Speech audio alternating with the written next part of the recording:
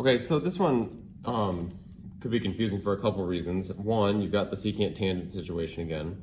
Two, you've got theta as your variable, which we can treat it just like x or t. That doesn't really matter that much, but it can add a sort of a wrinkle that makes it a little bit more confusing. And then we have pi, which whenever we have pi instead of just rational numbers seems to be another little bit of a curveball. And it's plus. So this thing on the inside is theta plus pi over 2. And so the question is, well, what would you set as u so that you can simplify this? And again, what hopefully you'll see if you do enough of these is that if you had just secant u tangent u or secant x tangent x, you could easily antiderive that back to secant. And so the way around this is to set u as theta plus pi over 2, and then we'll end up with secant u tangent u. So one of the things that you might think when you approach these problems is, what function could I make this that I would know how to antiderive? And then the follow-up question would be, can I pick a u such that I arrive at that function? So in this one, yeah. If we can make the connection that, like, the piece of the u, and then just derive, like, the stuff that's left over for this example, it would be secant u tangent u. Why can't we just do, like, take that directly and, like, antiderive that and just know right from there that it would end up being secant of, you know, in this example, it would be theta over pi plus pi over 2. Yes, right. Why would you have to do all of those extra steps? That's a good point. So you don't have to in this one, right? So in this one, so the whole purpose of a u substitution is to make the function simpler to antiderive it. If the function that you have in front of you is simple enough as it is, like this one, right?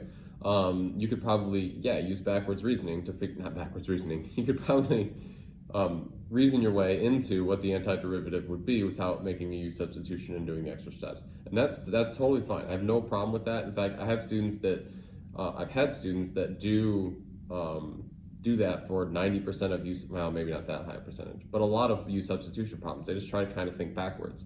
And there's nothing wrong with that. Well, two things. One, there will be some problems that are just really difficult to work your way backwards to. So a u substitution goes from being obnoxious in this problem, but to being actually quite helpful in that problem. Okay.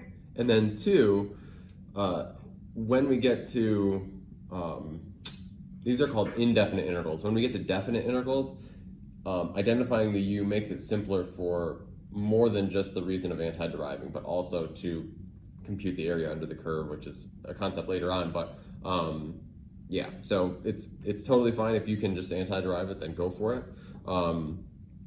But that likely won't be the case for all of the u substitution problems. Okay, thank you. So let's set up the u as theta plus pi over 2. And this one really lends itself to what Lauren was talking about as well, because when you derive this, you're just going to get du d theta, so it'd be du d theta, is equal to 1. Because when you derive theta, you're just treating that like x. When you derive, so the derivative would just be 1, pi over 2 is 0. So you really get almost nothing interesting here that is going to help you, like make sure you miss a constant, don't miss a constant, or something like that when you antiderive. So so this one really lends itself to that. But if you follow the u substitution steps, then you end up with secant u, tangent u, du, because in place of d theta, I'm putting du. And then you just antiderive and then plug the thing back in. So you get secant of u plus c, and then you get the secant of theta plus pi over 2 plus c.